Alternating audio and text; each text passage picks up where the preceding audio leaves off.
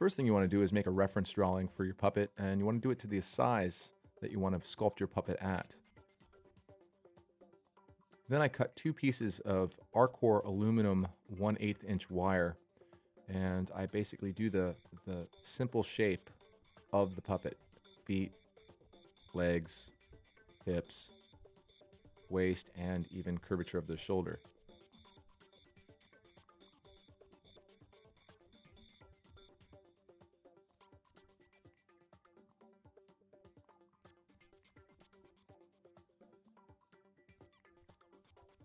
Next, you're going to tape the 2 halves together. This is done in the spinal area of the puppet or sculpture.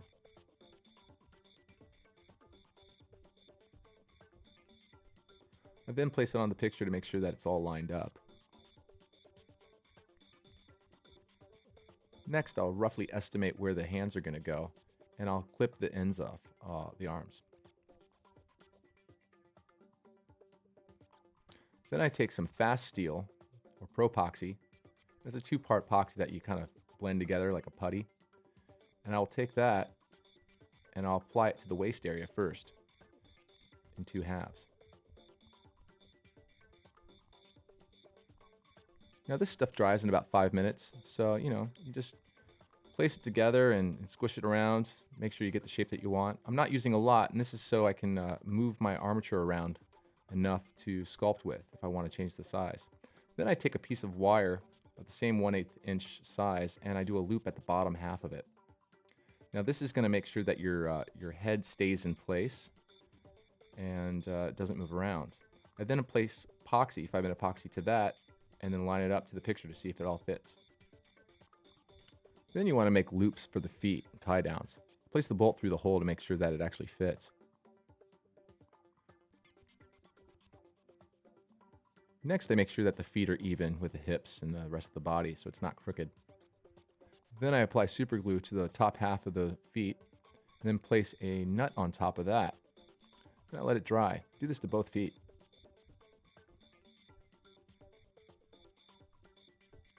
Next, I'm going to take some epoxy, that same putty that we were using before, and wrap it around the outside of the bolt and have it cover a little bit of the bottom and a little bit of the top of the bolt, making sure that it doesn't go into the holes. You want to make sure that you have enough clearance so your bolt can actually fit into the nuts for tie down.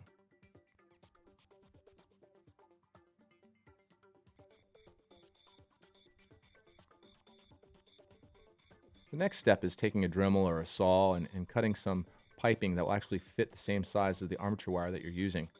Here I'm cutting 2 pieces. This will be used for attaching the hands to the actual arms.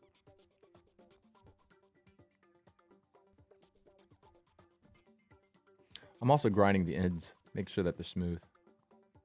Then I place them onto the armature on both sides.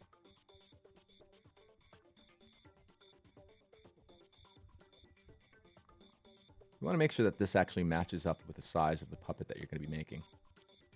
And then I take some really thin steel wire. You can get this at a hobby store. I cut out about 8 pieces, and these are each going to be individual fingers. Now the length of them is up to you.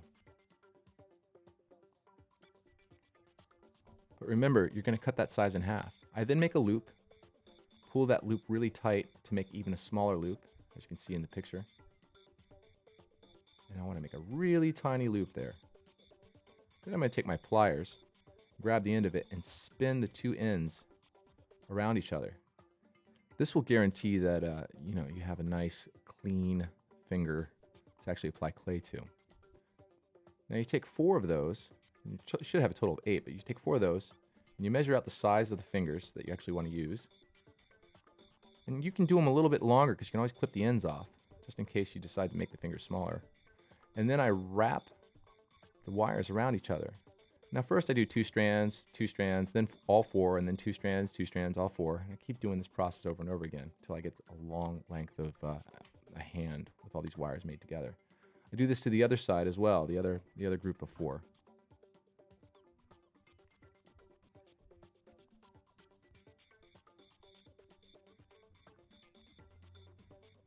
Then I clip off the little fringe at the end.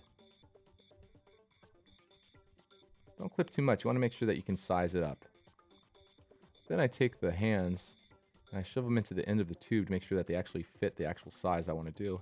And then I tap them with a nail and a mallet or a hammer at the joining point between the copper tubing and the armature. Now don't do it on the exact spot, but a little bit inward. And this will actually make it a nice solid connection to the armature. And this will also save you from using any glues or putties in this area. Another good advantage of doing this is if you ever need to pull it off, you could, and then recut your wire to make your arms smaller. Then I place some 5-minute epoxy putty inside each little arm tubing, and then I place my little hands in there.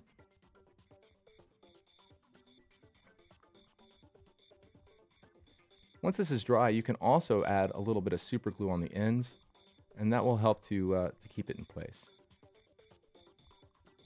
If you've done this right, this should make a pretty strong bond. And you can do the same method for making puppets as well. Your next step is you're going to take a piece of wood and you're going to attach your armature to it through the tie downs. You drill 2 holes and just stand them up. Then you can take some aluminum foil and you fold this up and you place it on top for where the head's supposed to be. Now I tend to use aluminum foil, but I've seen other people use Sculpey, Super Sculpey, and all that other type of stuff. That stuff's expensive. Aluminum foil's cheap, so I just tape my aluminum foil to the head and then I'm ready to rock with my sculpture.